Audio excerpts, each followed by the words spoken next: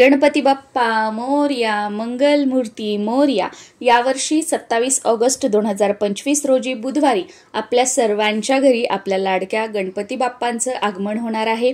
या दिवशी आपण गणेशाची पार्थिव मूर्ती आणून त्याची स्थापना करत असतो। गणेशाच्या प्राणप्रतिष्ठेसाठी या दिवशी सर्वांनाच गुरुजी उपलब्ध होतील असं नाही। गुरुजी जर तुम्हाला नाही मिळाले पूजेसाठी तर अशा वेळेला घरच्या घरी साध्या व सोप्या पद्धतीने गणेशाची प्राणप्रतिष्ठा कशी करावी, मंत्रासह, संस्कृत मंत्र येत नसतील तर मराठीमध्ये सुद्धा मी मंत्र सांगितलेले आहेत। त्याचबरोबर आचमन कसं करावं, संकल्प कसा करावा, संपूर्ण पूजाविधी, नैवेद्य, आरती आणि क्षमा प्रार्थना। ही पूजा करत असताना काही चूकभूल झाली असेल तर शेवटी ती क्षमा प्रार्थना करूनच आपल्याला पूजेची सांगता करायची आहे। ही संपूर्ण माहिती असणारा व्हिडिओ आपल्या चॅनलवर मी अपलोड केलेला आहे। त्या व्हिडिओची लिंक खाली डिस्क्रिप्शन मध्ये मी तुम्हाला देत आहे। या व्हिडिओमध्ये मी तुमच्यासोबत गणेशाची आपण जी स्थापना करणार आहोत घरच्या घरी, त्यासाठी कोणतं साहित्य आपल्याला लागणार आहे ते बघूयात। हे सर्व साहित्य गणपतीची स्थापना करण्या अगोदर तुम्ही आपल्या जवळच घेऊन बसा। आदल्या दिवशी म्हणजे यावर्षी 27 तारखेला गणपती स्थापना आहे तर 26 तारखेलाच हे सामान एकत्र जमा करून ठेवा। जसं आता तुम्हाला व्हिडिओमध्ये दिसेल त्याप्रमाणे, म्हणजे पूजा करताना तुम्हाला मध्ये मध्ये उठायची गरज पडणार नाही। पंचांगानुसार यावर्षी चतुर्थी तिथी 26 ऑगस्ट 2025 ला दुपारी 1:54 सुरू होईल आणि 27 ऑगस्ट 2025 ला दुपारी 3:44 संपणार आहे। त्यामुळे उदय तिथीनुसार गणेश चतुर्थी आपल्याला 27 ऑगस्टला साजरी करायची आहे।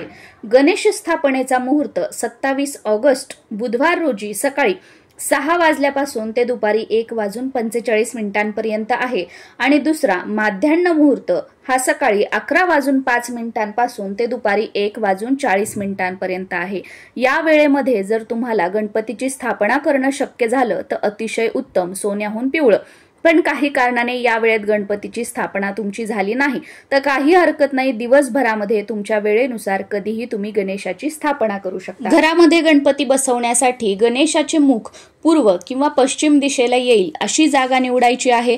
त्या जागेवर तुम्हाला जसं डेकोरेशन करायचं आहे तसं डेकोरेशन करून घ्यायचं, पण आवर्जून तिथे समोर छोटीशी का होईना रांगोळी काढायची आहे।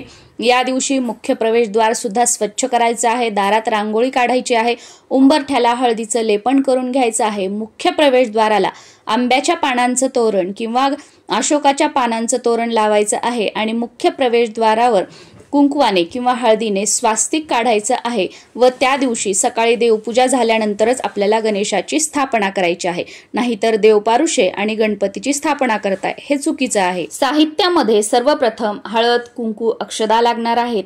त्यानंतर 5 खारका, 5 हळकुंड, लेकूरवाळी हळकुंड घ्यायची, 5 1 रुपयाची नाणी लागणार आहेत, 5 सुपाऱ्या घ्यायच्या आहेत, 5 बदाम घ्यायचे आहेत।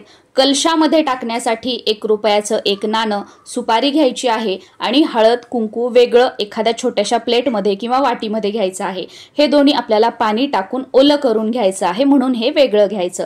त्यानंतर खाऊची म्हणजे विड्याची पानं घ्यायची आहेत। ही विड्याची पानं भरपूर लागणार आहेत, ही कीड लागलेली किंवा नासलेली वगैरे नसावी। त्यानंतर तांदूळ लागणार आहेत, 2 वस्त्रमाळ, ज्याला बरेच जण कापसाची वस्त्र म्हणतात, ते लागणार आहेत, दोन्हीही रंगवलेले असावेत।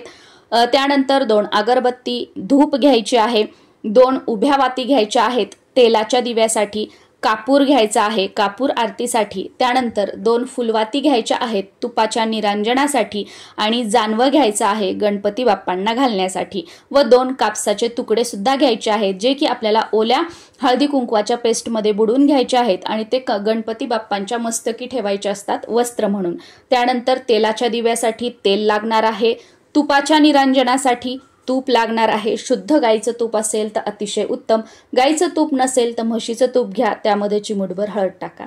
देव स्वच्छ करण्यासाठी कपडा घ्यायचा आहे, हात पुसण्यासाठी 1 कपडा घ्यायचा आहे, तेलाच्या दिव्यासाठी 1 दिवा घ्यायचा आहे, तुपाचा दिवा लावण्यासाठी 1 निरांजन घ्यायचं आहे आणि हे दोन्हीही ठेवण्यासाठी यांना आसन म्हणून 2 प्लेट घ्यायच्या आहेत। देवघरातील गणपती बाप्पांची मूर्ती किंवा गणपती स्वरूप सुपारीची स्थापना केल्यानंतर त्यांना नैवेद्य दाखवण्यासाठी गुळ खोबरं घ्यायचं आहे, तो नैवेद्य ठेवण्यासाठी वाटी, अभिषेकासाठी पंचामृत, स्वच्छ पाणी, अगरबत्ती लावण्यासाठी अगरबत्ती स्टँड, त्यानंतर घंटी व धूप आरती करण्यासाठी किंवा धूप लावण्यासाठी धूपदाणी घ्यायची आहे। नैवेद्य दाखवून झाल्यानंतर बाप्पांसमोर पाणी ठेवण्यासाठी एक पाण्याने भरलेला गडू घ्यायचा आहे। नैवेद्यासाठी मोदक घ्यायचे आहेत, तुम्हाला जर शक्य असेल तर तुम्ही लाडू सुद्धा घेऊ शकता। कलश मांडणीसाठी पाण्याने भरलेला तांब्या घ्यायचा आहे। चौरंगावर किंवा पाटावर अंथरण्यासाठी लाल वस्त्र घ्यायचं आहे। कलशावर ठेवण्यासाठी नारळ घ्यायचा आहे आणि अभिषेकासाठी ताम्हण घ्यायचं आहे। फुलं, दुर्वा, हार घ्यायचा आहे आणि 5 फळं सुद्धा आवर्जून घ्यायची आहेत।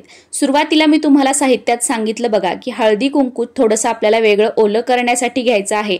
तर यामध्ये स्वच्छ पाणी मिक्स करायचं, ते ओलं करायचं आणि या ओल्या केलेल्या हळदी कुंकवाने जेही आपण वस्त्रमाळ अर्पण करणार आहोत गणपती बाप्पांना तर त्या रंगवून घ्यायच्या आहेत, कारण बाप्पांना वस्त्रमाळ पांढरी अर्पण करायची नसते, ती हळदी कुंकवाने रंगवून अर्पण करायची असते। आता पूजा साहित्याच्या दुकानात वस्त्रमाळ मिळतात बघा, पण त्या फक्त कुंकवानेच रंगवलेल्या असतात। पण बाप्पांना किंवा कोणत्याही देवी देवतांना महादेव सोडून वस्त्रमाळ अर्पण करताना ती हळदी व कुंकवाने रंगवलेली असावी। आणि जे 2 वस्त्र मी कापसाचे तुकडे सांगितले होते बघा, तर ते सुद्धा एक हळदीमध्ये असं आपल्याला ओलं करून मिक्स करून घ्यायचं आहे आणि एक कुंकवामध्ये लाल करून घ्यायचं आहे। याच ओल्या कुंकवाने कलश स्थापनेसाठी जो आपण तांब्या वापरणार आहोत त्यावर स्वास्तिक काढून घ्यायचं। 5 उभ्या रेषा ओढून घ्यायच्या। मुख्य प्रवेशद्वारावर सुद्धा स्वास्तिक काढून घ्यायचं आहे। आणि सर्वात महत्त्वाचं, पूजा विधी कशी करायची गणपतीची स्थापना करण्यासाठी हा व्हिडिओ चॅनलवर आहे, तो तुम्ही बघू शकता। आणि साहित्यामध्ये सर्वात महत्त्वाचं सांगायचं राहिलं ती म्हणजे काड्याची डब्बी जवळ घेऊन बसायची आहे, म्हणजे उठावं लागणार नाही।